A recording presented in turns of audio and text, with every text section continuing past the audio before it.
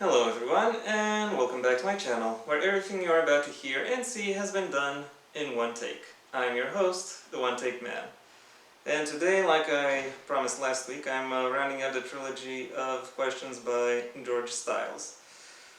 Going from his latest to when I first started answering his questions. So, let's get right down to it. Do you believe the following to be true? A friend to all is a friend to none. Well, in most cases it might be true, but there are plenty of exceptions that make me say that that make me say the saying is false. That took that took way longer than it had to. What is your opinion on snitches? My opinion on snitches and on snitching in general is kind of complicated, and it relies a lot on criminality, how it how it develops, and how it can be combated. Criminality, I'm not. This is not really. This rule doesn't apply in all cases, but it does apply in most. So this is what I'm going with. Criminality appears mainly because someone wants to either someone in government wants to either scapegoat some group, or because they are otherwise neglectful in their duties. And criminality then emerges in order to cover up that deficiency, at least for that smaller group. However, the best way to deal with the failures of local government is to deal with them from within, as in join them and make the necessary changes. That's my opinion, and it might be a totally wide ass opinion, but I'm sticking to it. And in connection to that, in connection to that, uh, criminality, because it works against both the corrupt government and your attempts to reform it, needs to be reduced, if not outright eliminated. And snitches are an important step towards that goal. So I'm generally fine with them. Okay, what is the most eye-opening lesson you've gotten from life so far? There are two I could mention. One, you're not as special as your mom told you you are. I do not want to say how I got that one. And number two, everyone has their own things going on. Takes a while to realize it though. Do you believe, especially nowadays, that legal marriage is still a necessary commitment? I would say yes. Keep in mind, plenty of atheists still marry, even though and even when they know exactly why marriage occurs, because it gives them and their spouse certain legal protections that they will find very useful. Also, the gay community for a long time was opposed to marriage, because they saw that their straight brethren or counterparts uh, constantly complaining about how bad married life is. So they decided, well, okay, I'm staying away from it. And then the AIDS epidemic happened, and yeah, they wanted that level of support, and they found it one of the ways they could get it is through legal marriage, or through someone is searching me again. Never mind. And they found that one of the ways to obtain that support is through marriage and through the free acknowledgement that brings. So yeah, that's my answer right there. Okay. In your opinion, do you think this is true? You can ignore the reality, but you cannot ignore the consequences of ignoring that reality. Spoken by Ayn Rand. Ironic that the people who follow the reality as she uh, laid it out are now ignoring a bunch of realities that allow them to ignore the consequences of their first ignorance.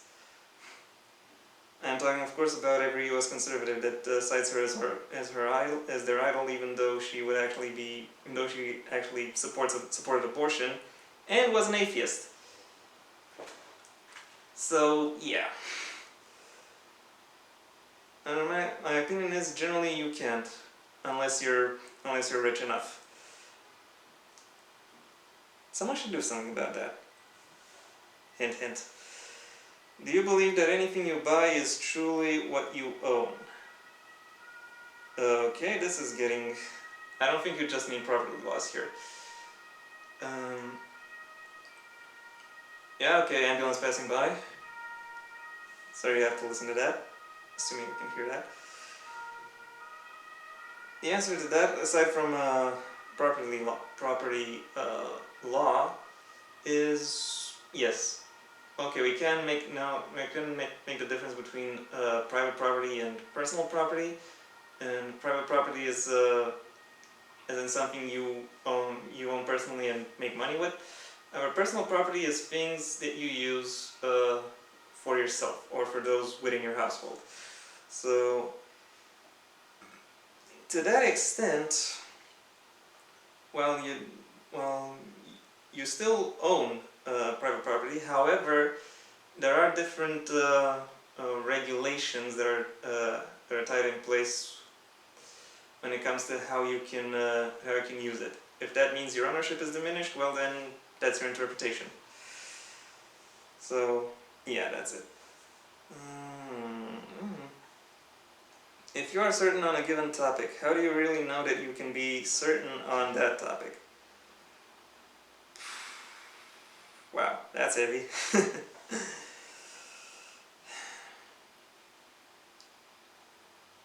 Well, I think... But then again, the scientific method actually relies a lot on that question, on experimentation and on consensus, on the fact that when you hold something up high and then let it go, it drops. That's how we know gravity exists.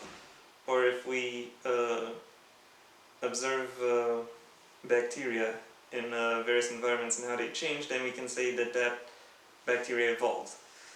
So yeah, that's pretty much what I will say with regards to that. Experimentation and verifiable results. They are a bit trickier for the soft sciences, which is why they're soft, and there's a lot of speculation involved. However, it also works pretty similarly, except instead of using more small-scale verifications, they use statistical models a lot more, and say that for a large percentage of cases this happens, or for a large percentage of other cases this other thing happens. Exceptions are possible, but that is the general rule. So yeah. Would you consider yourself sapiosexual? To some extent, yes. Do your dreams come from pieces of real life or from somewhere else? Well, every face you ever see eventually becomes part of your dream. So there is that. But otherwise, I will say, at least the dreams I've experienced are definitely based on some part of my real life, or a part of my experience that I can compare with some other part of my experience. And that's how I get some pretty crazy dreams. I might do a video on them some other time. Are your thoughts truly your own? This is kind of tied into I Think Therefore I Am by Descartes, which a lot of people who do study some branches of philosophy say is actually kind of a tautology, because you assume there is an I, and you assume that I is capable of thinking. So it's basically saying I exist, therefore I exist. Maybe you do in some plane, the same way Geralt of Rivia exists within The Witcher. But that doesn't really mean you actually exist in a broader, more in, in a broader or more idea-driven sense.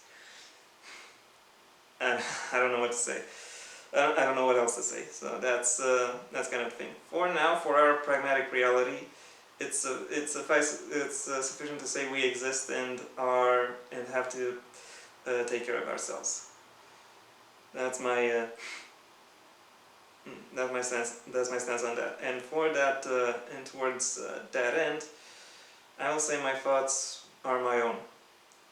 We can also go now into what influences your thoughts, but really you have some level of control over that. But again, that goes into a completely different discussion. Moving on. Can you have an intellectual discussion about things you don't necessarily agree with? I'm enrolled in a political party, so yes, I have those all the time.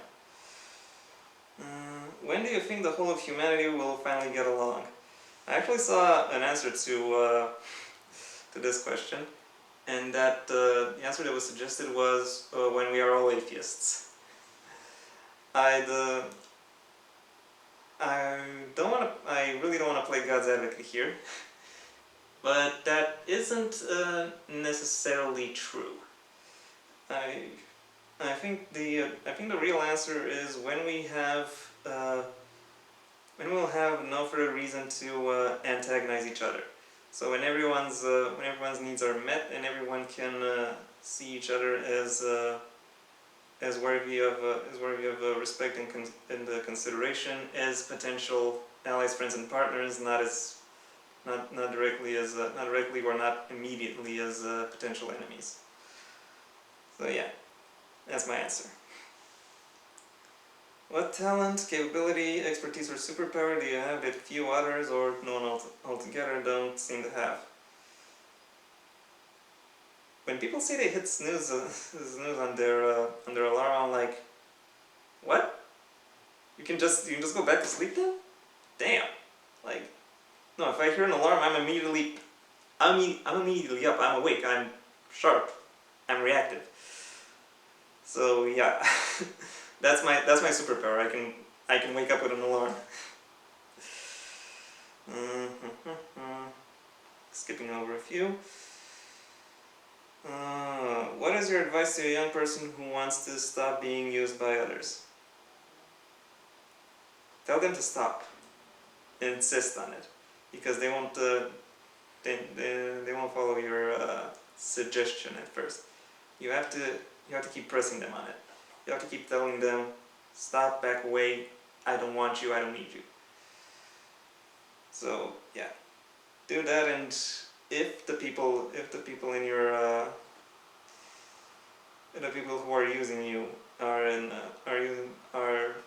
to some extent in doing so with a good heart, then they will stop. Otherwise, grin, bear, and move the fuck away as soon as you can.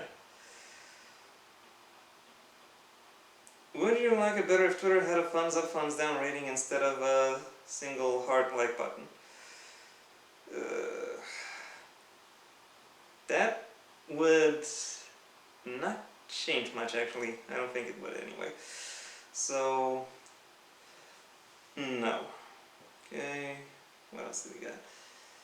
Do you think it is okay for those who stand to lose nothing to impose a risk on those who stand to lose everything?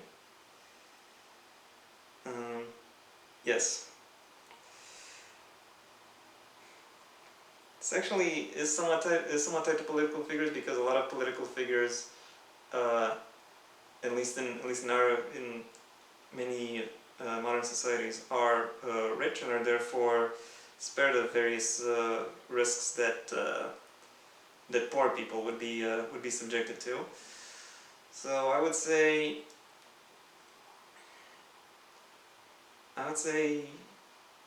what was it?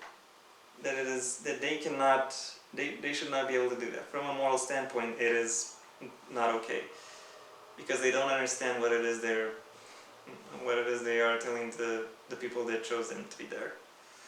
So yeah. Do you believe that we are essentially born with greatness, but then little by little the world and the experiences from it either magnified or decimated? Basically, yeah. I wouldn't exactly say greatness. I would say potential. And then, according to the variables in the world, that potential is either harnessed or wasted. Okay. What does toxic masculinity mean to you? It means being a dick. It means being selfish. It means thinking your thinking your strength and your self-confidence are the only thing that matters. It means not allowing room for self-doubt or fear, and thinking that those attributes in other people are dangerous and should be and, and should be negated. Also lack of empathy. Yeah. Do you think we are seeing a rise of cases of narcissism?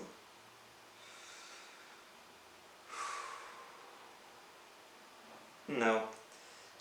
The cases of narcissism we are seeing are just more pronounced. You actually had another question like this, which is, do you think we are less accountable than ever? And I would say we are more accountable.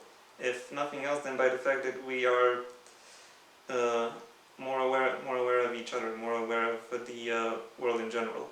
Because in times of, in medieval times, for instance, a king could just be alone in a room with a servant and kill the servant. The king walks out, servant is dead. The history records won't say that the king killed the servant. The history records will say that the servant died in mysterious circumstances. Bullshit. So, yeah, to that extent we are more accountable, or we can hold people accountable to a higher degree than we could have before. So, yeah, same thing with narcissism. There aren't really more cases there, but the cases that there are just more pronounced. And let me just check something. Okay, I've been filming for quite a while, so I'll do one more. There are still so many I could choose, to be honest. So let's see.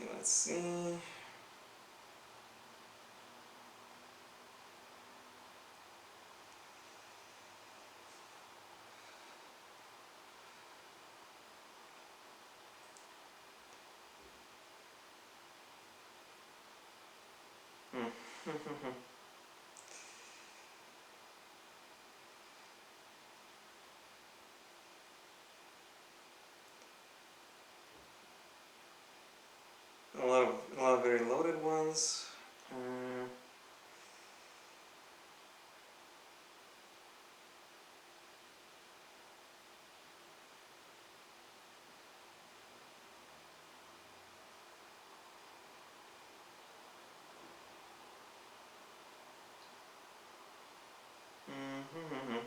Do you consider yourself an overthinker? Well, yeah, I'm overthinking which Christian I should choose. And no, this is not... Oh! This one. Do you believe that there are useless university degrees? No degree is useless if you can put the advice you got from it to use, obviously. That use doesn't have to be monetary. It can also be personal. So if you've studied philosophy but no one is hiring people who study philosophy, you still have your own insights that you can use for other purposes. So to that extent, it is not useless.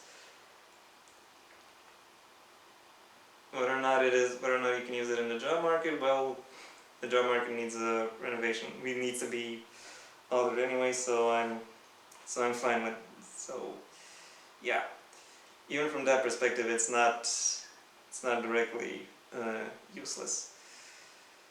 And yeah, as I said, there are plenty more I can do, but for now these are the ones I'm sticking with.